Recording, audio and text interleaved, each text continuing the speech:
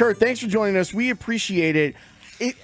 It's weird because I know what I want to ask you, but it's going to be a little bit clumsy. So bear with me on this, okay? Okay. When it comes to Caleb Williams and watching some of the mechanical stuff that he still probably has to get better at as a quarterback, I do feel like he's got one of those intangible things, because we saw it last year in Washington where he drove the Bears down seemingly to a winning drive, and he's done it again in this game.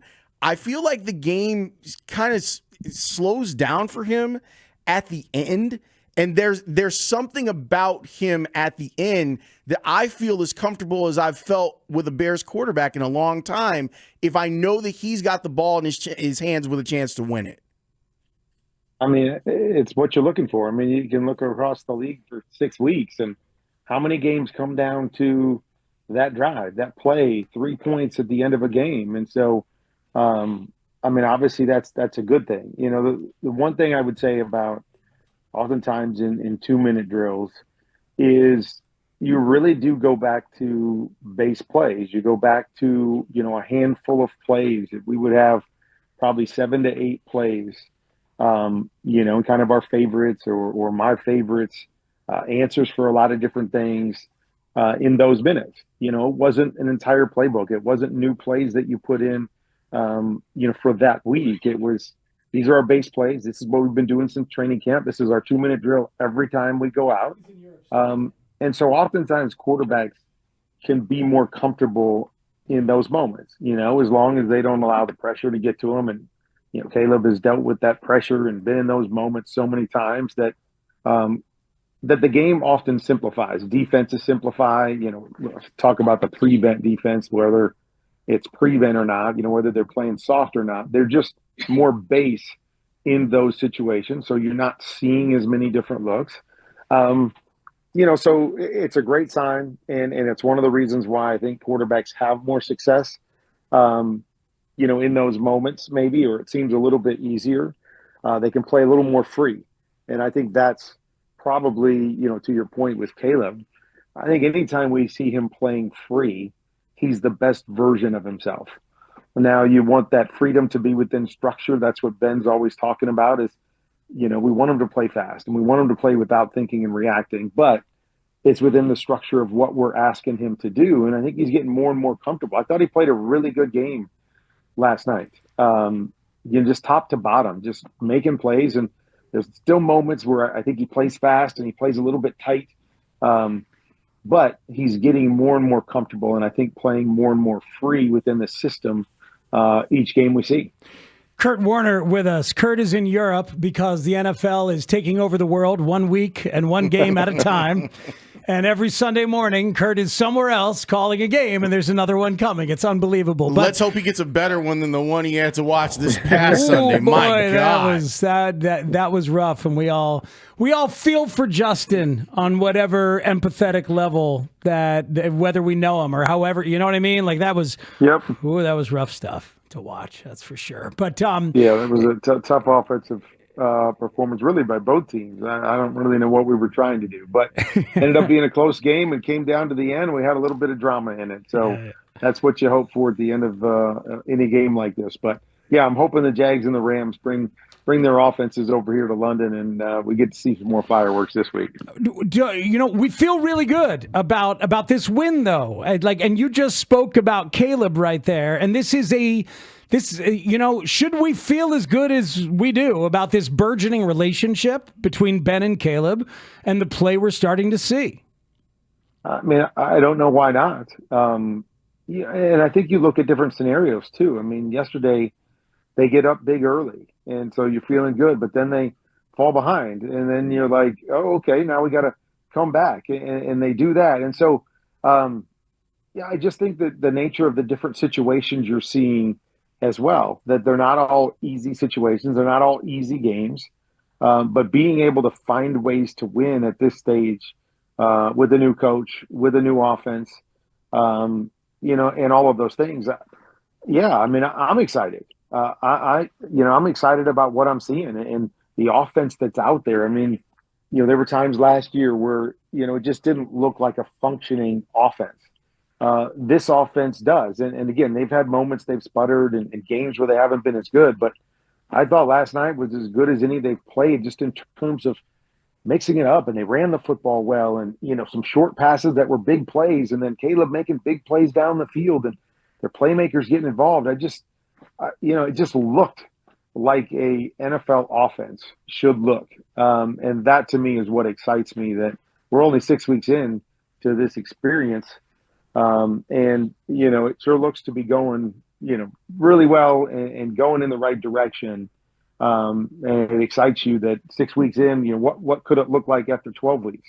After 18 weeks, what is this offense going to look like? So I do think you should be excited about what you're seeing, and they're finding ways to get wins in the process. And that's what it's all about.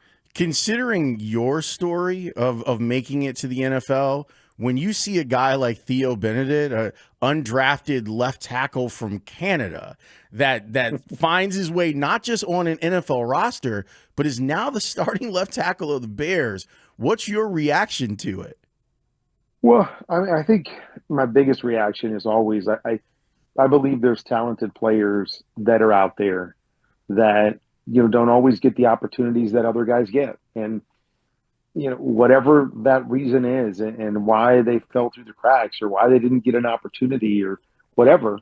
I think the cool thing is when they finally do, and they show people that they are talented. And so many people doubt it, or they can't be because they didn't go the conventional route. I just don't think that's the case. There's just a million different reasons, and there's a million talented players out there that sometimes guys get overlooked. And I remember when I was going through my journey, is that all I kept saying to myself is, I just want an opportunity to show really myself more than anybody else, like, if I'm good enough, because I always thought I was. I always believed I could play, and I didn't want to be looking back 20 and 30 years later and go, man, I could have been that guy if I would have just had an opportunity.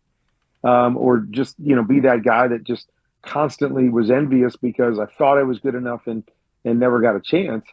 You just want that chance. And then, from there, it's, am I good enough? I have to prove it. And so it's cool to see guys like that get opportunities and do well, because I think just like my journey did, it makes, the scouts and the coaches look at guys that they may not look at otherwise. Just saying, well, he looks good, even though he came from here, or he's doing this, or he's playing at that, but he looks good. Let's give him a chance. Maybe, he's, I guess for lack of a better term, the next Kurt Warner, the next guy that comes out of nowhere. And the more guys that do that, the more it opens up opportunities for other guys that got overlooked, one step of the way, for somebody to give them a chance, and for them to be able to, to prove it, just like we've been able to. Man, that's really cool to have Kurt Warner talk about a story like that. It's Spiegel and Holmes right here on 670 The Score. I don't know how you took in the game last night, but a lot of people watching the game on TV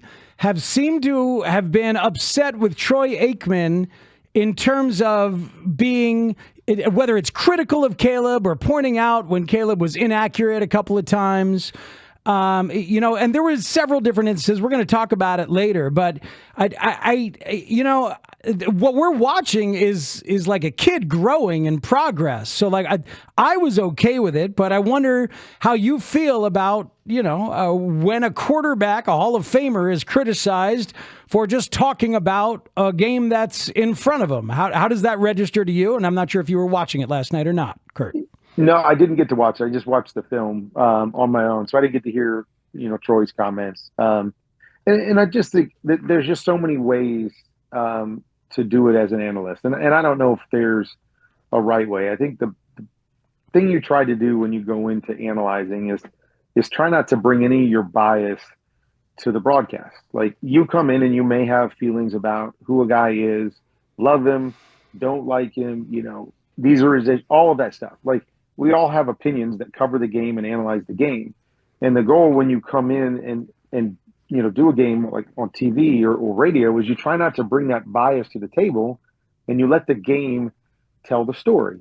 So that's, I think, the first part of it. And then the second part of it is, that bias can lead you to go, oh, he's a second-year quarterback, so let me analyze him and give him, all this leniency because he's a second-year quarterback. No problem with that. You can. Or you can go the other route and go, these guys are starting NFL quarterbacks. This is what I expect from a starting NFL quarterback.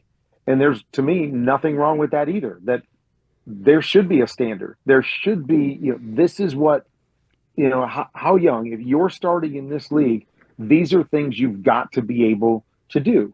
And, and I think you can come from it from that perspective as well. And so, I think the one that I just saw was maybe, a ball on like a shallow route that was, a touch behind the guy. He had big opportunity to make a big play. The ball was a touch behind him.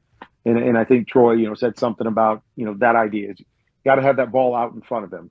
Well, that's a comment that you would make to everybody. Like, I look at it and go, okay, if Troy was coaching Caleb the next day in the film room, what would he say to Caleb? He would say, Caleb, you got to get this on his front shoulder. Like, look at we got 40 yards of green grass on this play, maybe more.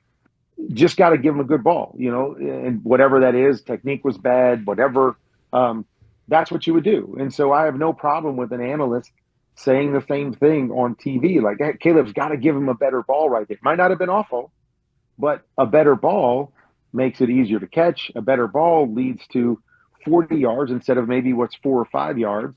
And so I just think there's a lot of different perspectives that you can have. I don't think any of them are wrong, based on how you want to tell the story.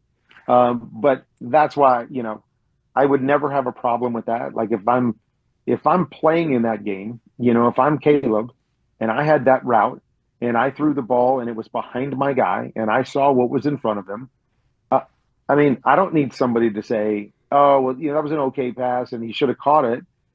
I have no problem with them saying, Kurt, put it in front of him. Like, you're an NFL quarterback. It was an 8-yard pass. Throw it where it needs to be, and we have a big play, and that's part of your job. And I know every quarterback's going to miss. We've all done it. And so, to me, I don't look at that and go, oh, my gosh, it's overcritical because I can't make every throw. You just look at it and you say to the thing, same things that I would say to myself, if I was analyzing that play. Like, if Caleb was analyzing that play of himself, what would he say? Would he give himself a pass like, it wasn't too bad? Or would he say, you're good enough, put it on his front shoulder and let him go? And so that to me is just kind of how I look at the big picture of being the analyst in those moments. Kurt, thanks so much for the time and moving things around. We truly appreciate it. No, thanks for your flexibility, guys. So it's a little later here, so kind of bouncing around and figuring it out. But we'll get back on schedule next week, and we'll talk then. Thanks, Kurt. That's Kurt Warner. We talk with him every week. That's good stuff. Let's bring the conversation back when we talk Troy later on. Yeah, we can definitely do that because people are mad at Troy, and I get it, but I'm kind of where Kurt is on all of that.